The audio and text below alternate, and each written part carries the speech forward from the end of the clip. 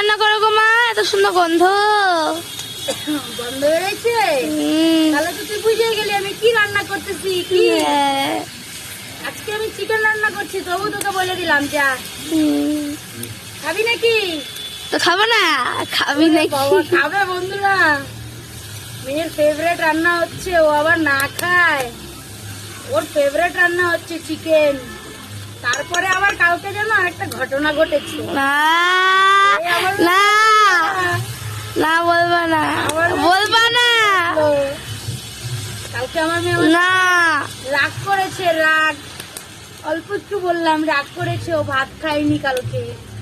বলেই তো দিলা, আবার কি? ও কালকে সারাদিন ভাত খায়নি।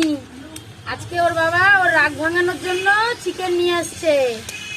তারপরে আজকে বলেছে চিকেন দিয়ে ভাত খাবে, নালে আজকেও ভাত খেত না। 2 দিন 3 দিন না খায় থেকে যায় ও, বুঝছো?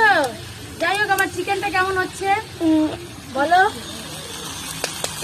না, তোমাদের জন্য একটা দিয়ে দিলাম। আগুনগুলা ছিটতেছে বন্ধুরা, একটা পুড়ে গেল আমার। তো যাই হোক, আমার মেয়ের সাথে তোমরাও একটু খেয়ে যাও। তোমাদেরকে নিমন্ত্রণ করে দিলাম, মানে আমার ফেসবুক অল ফ্রেন্ড চলে এসো আমার কাছে, চিকেন কষা খেয়ে যাও আমার হাতে।